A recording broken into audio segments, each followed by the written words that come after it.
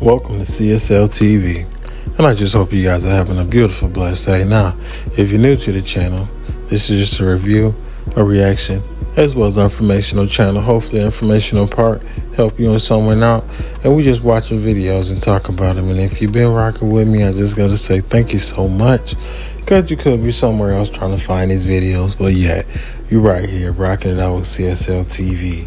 Now, I just gotta say, some of the stuff that we see go on and some of the stuff that we watch that we don't know that's going on. I just hope that everybody out here is being safe, you know what I'm saying, doing things as you should. And as always, I hope you guys are being positive. So you already know what we about to do on this channel. Let's get it. Seattle is horrifying, and we have to warn you, the details may be upsetting. This is Lilia Guy-Voronsky, a 20-year-old dancer who was apparently stuck in an on-again, off-again toxic relationship with this guy, 58-year-old James McNeil, who was also a city councilman in a nearby town. What a great community Bothell has. But behind the pictures of a happy couple and a successful politician was a much darker secret. Lilia had apparently been trying to leave McNeil, whom she told friends was controlling, manipulative, and abusive. McNeil had apparently just left his wife and 3 children and had allegedly told Lilia that he was going to sex traffic her. At a certain point, Lilia had enough. She moved to this house and tried to restart her life, telling neighbors she was happy and trying to stay away from her ex. But that all changed a few days ago. That's when police say McNeil came to the house and ended up killing Lilia, strangling her to death. This photo shows McNeil being taken away from the house, covered in blood. Authorities say McNeil had self-inflicted wounds on his own wrists. Sadly, Lilia's story is all too common in the modern world. In 2021, 34% of all female murders in the United States were committed by an intimate partner.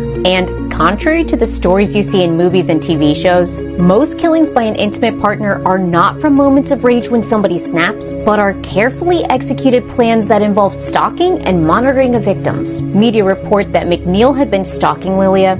He's been charged with second-degree murder. If you think you're being abused, get help today. Don't wait before it's too late. Text BEGIN to the National Domestic Abuse Hotline at 88788.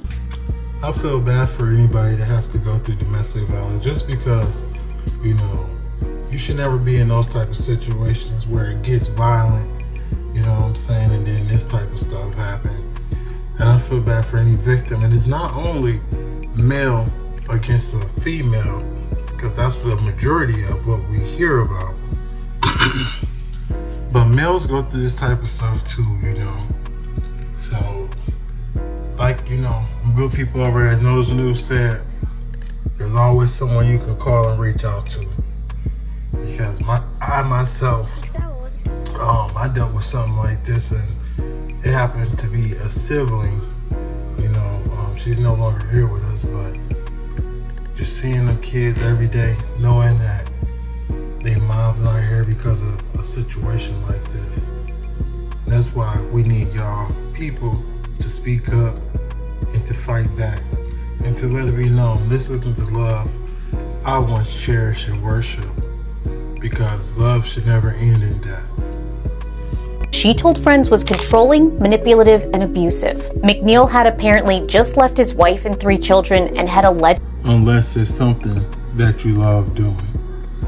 This story is tragic, and we have to warn you, the details may be upsetting. This is 21-year-old Alasia Franklin, a junior at Kennesaw State University and an aspiring nurse practitioner. She was known for being active on campus. She was a member of the homecoming court, the student government, and had founded the school's integrated health science club. But over the weekend, all that was cut short. Around 4 p.m. on Saturday, 8 to 10 shots rang out at one of the school's residence halls, and the students were advised to shelter in place. And that's when Alasia's good friend Anthony, the vice president of the student government, ran outside to find a horrifying scene. As he called 911, he didn't even recognize the woman he was looking at was Alasia. I couldn't even recognize the way she looked.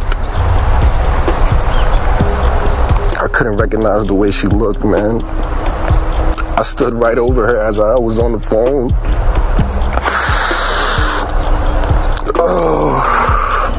Like, that's something that's gonna be with me for a long, long, long time, man.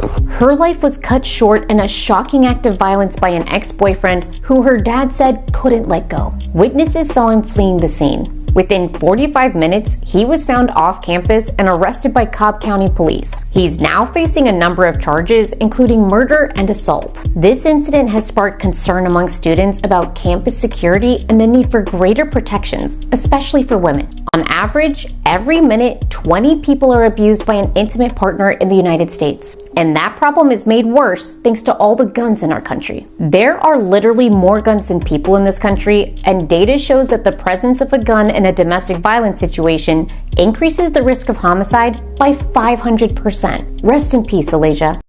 Man, that's crazy. My condolences goes out to this lady, man, just because for the simple fact. Women are losing their life dating these soft, tender ass dudes because they are emotional and their feelings for whatever reason. And we know mental health is on the rise, so they can't, afford to get the help that they properly need, because when shit like this happen, definitely during, you're supposed to be the love and all this other stuff. And then abuse start to come and violence and all this other shit. And now we gotta deal with this.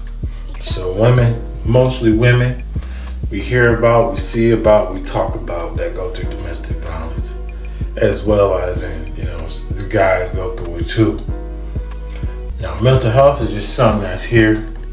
We know mental health is a big awareness, just like domestic abuse is, but as much as it's being promoted to encourage folks to get the help that they need, we see what's really being promoted that encourage folks to do things that they shouldn't get or things that they don't need. But when it comes to our reality, domestic abuse, mental health is like at the top. And we can't do nothing about the guns, because if we didn't have guns, people would figure out other ways to commit crazy crimes, like with cars, vehicles, running people over. Yes, it might take more because you can't maneuver a car like you can a firearm or a knife or anything in that sort, but it's always going to be a weapon out here to do harm. And the number one weapon that's doing harm is this up here, because a lot of people are suffering.